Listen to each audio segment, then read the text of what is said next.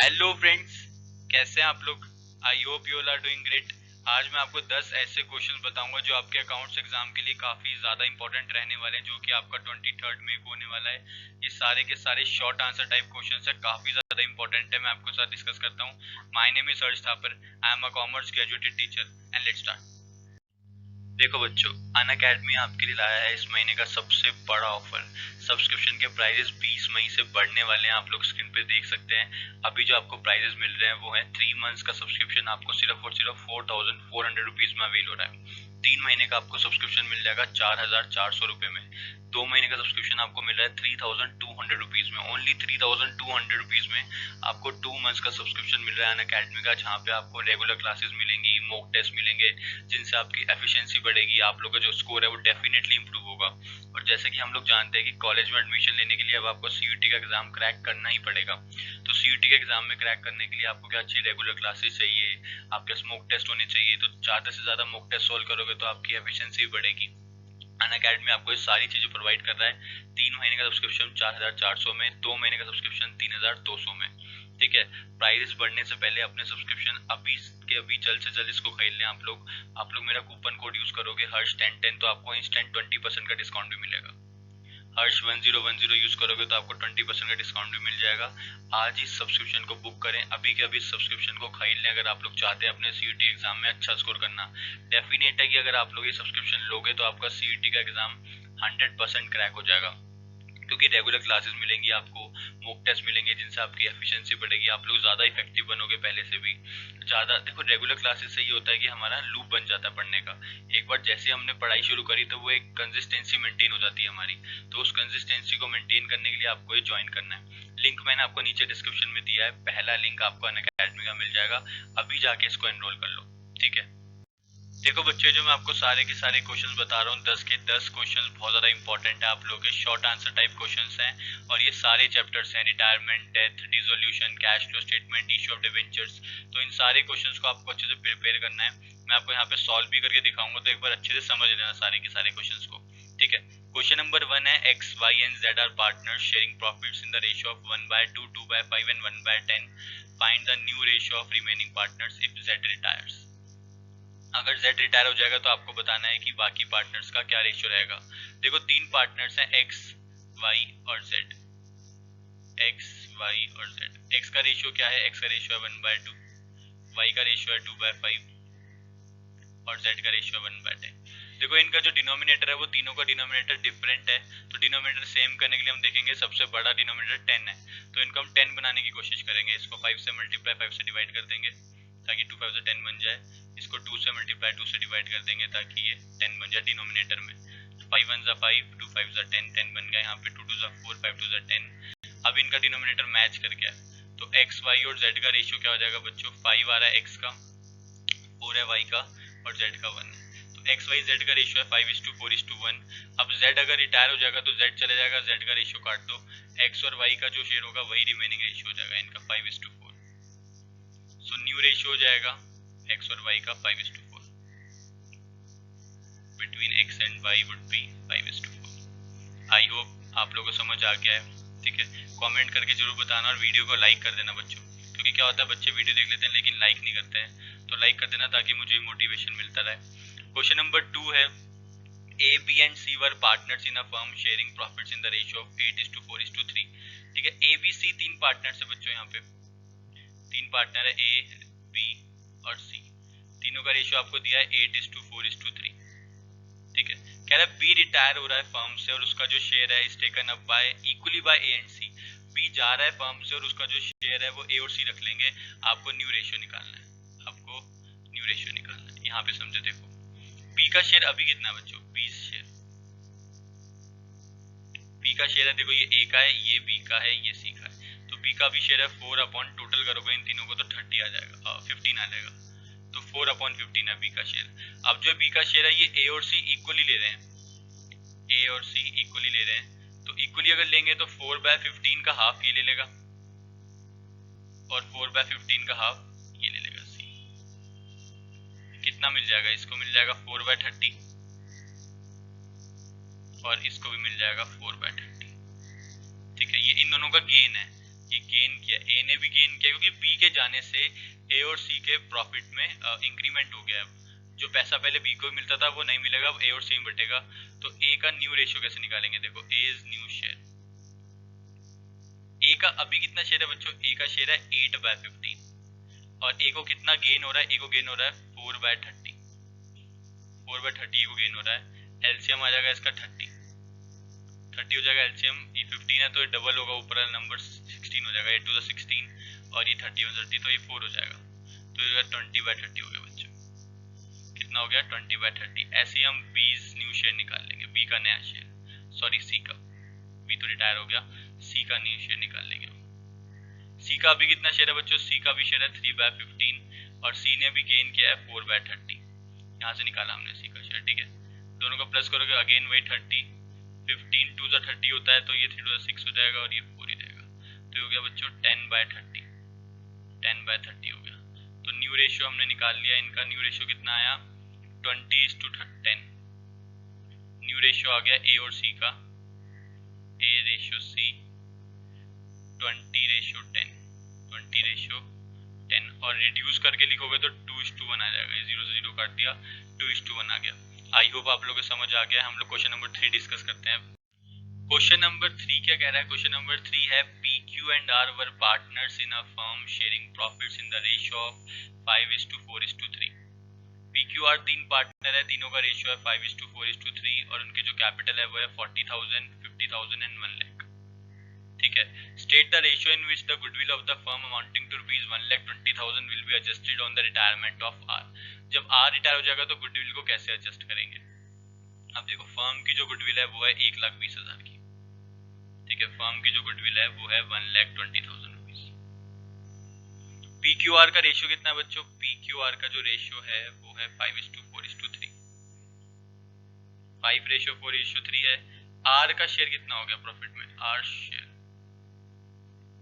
Are share of goodwill, goodwill में कितना share होगा आर का, देखो टोटल जो गुडविल है वो है 1,20,000 की और आर का जो शेयर है वो है 3/5 + 4 + 3 कितना हो जाएगा 12 हो जाएगा। तो आर शेयर ऑफ गुडविल है 30,000। आर को हमने ये 30,000 रुपए देने हैं क्योंकि आर रिटायर हो रहा है और उसका हक बनता है गुडविल के ऊपर। ये देंगे पी और क्यू, पी और क्यू देंगे गुडविल का पैसा आर को, ठीक है। पी कितना देगा क्यू कितना देगा वो हम निकालेंगे इनके गेनिंग रेशियो के हिसाब से।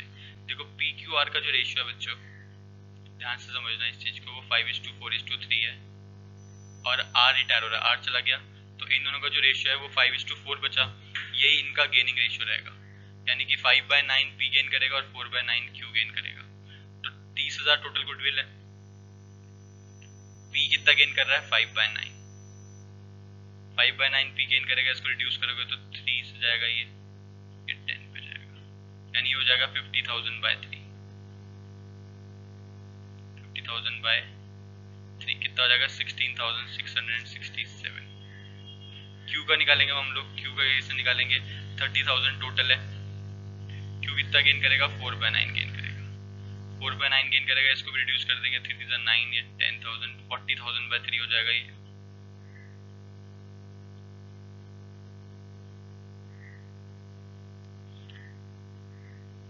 हो जाएगा 13,333 अप्रोक्सीमेटली, ठीक है। आई होप आप लोगों को समझ आ गया है। तो पी गेन करेगा 16,667, 13,303 गुडविल के पैसे देगा ये। एंट्री अगर हमें करनी होगी तो इस क्वेश्चन में हम एंट्री कैसे करेंगे बच्चों, वो भी देख लो। एंट्री ऐसी होगी पी और क्यू डेबिट होंगे, पी और क्यू की कैपिटल डेबिट होगी, पी कैपिटल अकाउंट डेबिटेड और Q's capital account debited, 2 R's capital account, सारे पैसे आर को मिल जाएंगे, तो 2 R's capital account.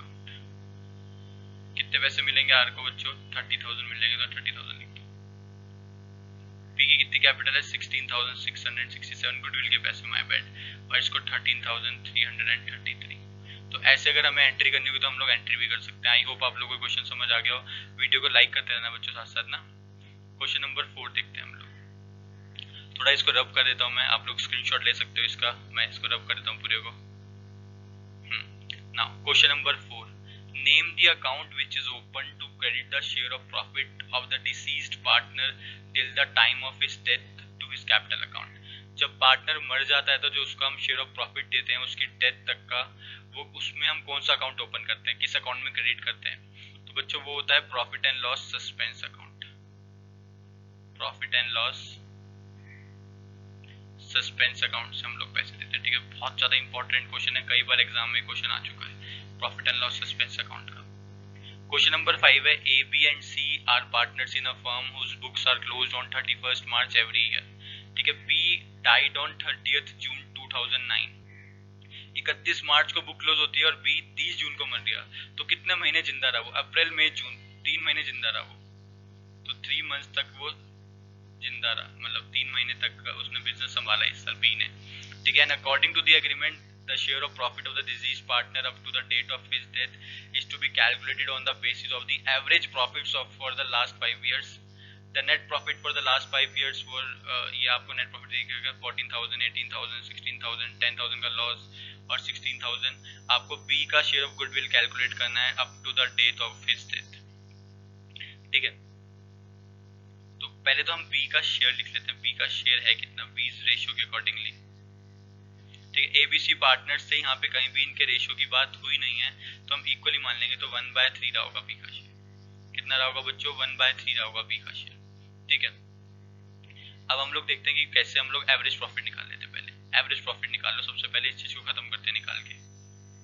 Average profit निकालना है लास्ट 5 years का, कुछ नहीं करना, सारे प्रॉफिट्स को ऐड करके 5 से डिवाइड कर दो।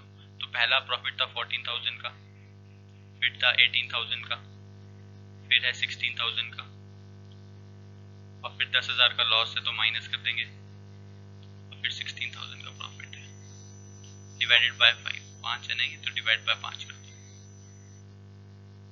कितना हो जाएगा बच्चों?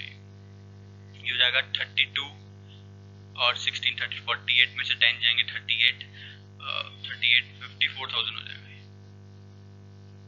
डिवाइड बाय 5 करेंगे तो ये 10,800 आ जाएगा। ये एवरेज प्रॉफिट है। अब हम निकाल लेते हैं 20 share of profit. 20 share of profit, देखो यहाँ लिखा था, इधर क्वेश्चन में लिखा था कि B died on 30th June 2009 and according to the agreement the share of profit of a deceased partner up to the date of the death is to be calculated on the basis of average profit for the last 5 years। तो हमने average profit निकाला, 10,800 आया। अब इसका जो B का share है 1/3, उतना इसको प्रॉफिट दे दो, ये till the date of his death आ जाएगा। कितना आएगा? 9 आएगा, 3 पे 3 आएगा, 6 पे 3,600। तो बी शेयर ऑफ प्रॉफिट हो गया 3,600। आई होप आप लोगों को समझ आ गया हो ये। देखो इस क्वेश्चन में समझने वाली बात ये थी कि ये जो प्रॉफिट है ये till the date of his death ही है, तो यहाँ पे आप लोग 3/12 मत करना, क्योंकि क्वेश्चन में उसने ऐसा बोला था कि ये डेट ऑफ हिज डेथ तक का ही निकलेगा ऐसे, तो आपको 3/12 करने की कोई नीड नहीं है इसमें। तो जो बी का शेयर आ गया वो कितना आ गया? 3,600। क्वेश्चन नंबर 6 है, pass the necessary general entry when 10,000 debentures of ₹100 each are issued as collateral security against a bank loan of 78 lakh. Bank loan लिया हमने 78 लाख का और उसके बदले हमने डिबेंचर्स दिए हैं एज कोलेटरल सिक्योरिटी, तो उसकी जनरल एंट्री कर दो। बहुत ईजी है बच्चों, 2 ही एंट्री होंगी इसके अंदर, फटाफट से हम लोग ये 2 एंट्री कर देते हैं। पहले एंट्री होती है बच्चों, बैंक से जब हम लोन लेंगे तो बैंक अकाउंट डेबिट होगा क्योंकि बैंक का बैलेंस बढ़ेगा, तो bank account debited to loan from bank, to loan from bank का नाम नहीं दिया, नहीं तो हम बैंक का नाम लिख देते हैं, to loan from bank account. कितने का लोन लिया बच्चों? 78 लाख।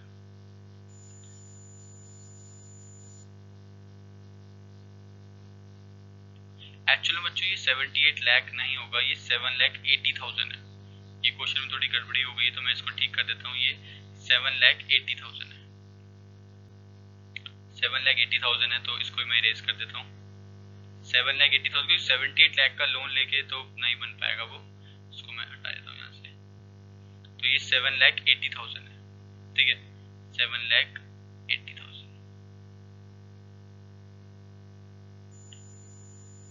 लोन फ्रॉम बैंक में भी 7,80,000। जब भी हम डिबेंचर्स देंगे एज कोलेटरल सिक्योरिटी तो हमेशा रखना एंट्री होती है डिबेंचर सस्पेंस अकाउंट डेबिटेड, क्योंकि डेबिट करने के लिए कुछ होता नहीं हमारे पास, तो हम डिबेंचर सस्पेंस को डेबिट कर देते हैं। Debenture suspense account debited to जितने परसेंट डिवेंचर्स है वो, टू हमें नहीं दिया तो हम x% डिवेंचर्स लिख देंगे, 2x% डिवेंचर्स अकाउंट। 10,000 डिवेंचर दिए, 100 रुपए का एक, तो टोटल हो गए 10 लाख रुपए।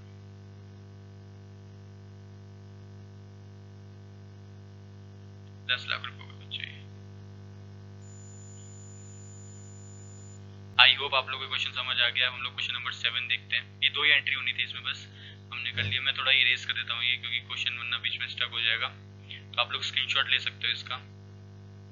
Question number 7, dividend paid by financial companies classified under which type of activity while preparing cash flow statement. जब भी हम लोग कैश फ्लो स्टेटमेंट प्रिपेयर करते हैं तो डिविडेंड जो पे करती है फाइनेंशियल कंपनी, ठीक है, फाइनेंशियल कंपनी जो डिविडेंड पे करती है वो कौन सी एक्टिविटी में आता है आपको बताना है। तो आप लोग मुझे नीचे कमेंट करके बताओ, जिन जिन बच्चों को आता है। मैं आपको 5 सेकंड का टाइम देता हूँ, आप लोग मुझे कमेंट करके बताओ। अगर आप लोगों को पता है आंसर, फिर मैं आपको बताता हूँ इसका आंसर क्या है। आई होप जिनको आता होगा उन्होंने कमेंट कर दिया होगा। अब मैं बताता हूँ इसका आंसर है बच्चों, ऑपरेटिंग एक्टिविटी। जब भी फाइनेंशियल कंपनीज होती हैं वो डिविडेंड पे करेगी तो वो ऑपरेटिंग एक्टिविटी, क्योंकि उनका काम यही है फाइनेंशियल कंपनीज का। फाइनेंशियल कंपनीज का बेसिकली काम यही होता है, डिविडेंड, इंटरेस्ट, इन सब चीजों में उनका काम होता है, तो ये ऑपरेटिंग एक्टिविटी है। अगर नॉन फाइनेंशियल कंपनी होती तो ये फाइनेंसिंग एक्टिविटी में आता, ठीक है। क्वेश्चन नंबर 8 देखो, state with reason whether the issue of 9% debentures to the vendors for the purchase of machinery of ₹50,000 will result in inflow outflow और नो फ्लो ऑफ कैश। अगर हमने 9% डिवेंचर्स इशू करे, हमने मशीनरी परचेज करी थी vendor से 50,000 रुपए की, तो इससे कैश आएगा जाएगा या कुछ भी नहीं होगा। तो अगर आपने डिवेंचर्स दिए, मशीनरी लिया, तो कैश का तो कोई इन्वॉल्वमेंट हुआ ही नहीं। तो यहाँ पे बच्चों आंसर होगा no flow of cash. Cash का कोई फ्लो हुआ ही नहीं। आई मेरी बात समझ। इनफ्लो होता है जब कैश आता है, आउटफ्लो होता है जब कैश जाता है। यहाँ पे तो कैश आया और गया ही नहीं, हमने मशीनरी डिवेंचर्स दिए, सिंपल सी बात है, तो नो फ्लो ऑफ कैश हो गया ये। क्वेश्चन नंबर 9 देखो, state with reason whether purchase of fixed asset on long term deferred payment. हमने क्या किया, हमने एक एसेट लिया और लायबिलिटी पे कर दी, ठीक है। एसेट लिया है, लायबिलिटी पे करी है, तो आप लोग बताओगे यहाँ पे इनफ्लो है, आउटफ्लो है या नो फ्लो है कैश का, ये आप बताओगे मुझे इस क्वेश्चन का आंसर, ठीक है। कमेंट करके बताओ इसका आंसर मुझे, कमेंट करके बताओ। मैं बताऊंगा किन बच्चों का आंसर सही है, किन बच्चों का गलत है। हमने फिक्स एसेट्स लिए हैं और हमने लॉन्ग टर्म लायबिलिटी पे कर दी उससे, तो कैश आएगा या जाएगा या कुछ भी नहीं होगा, ये आपको बताना है। क्वेश्चन नंबर 10 देखो, under which type of activity will you classify refund of income tax received.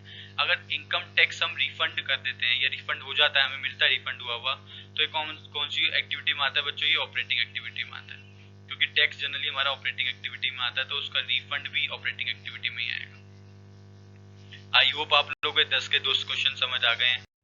इन 10 के 10 क्वेश्चंस को अच्छे से प्रिपेयर कर लो। कोई दिक्कत आती तो मुझे कमेंट करके बताओ। तब तक के लिए all the very very best. Channel को सब्सक्राइब करना मत भूलिएगा और साथ में लगे बेल आइकन को प्रेस कर देना। Thank you.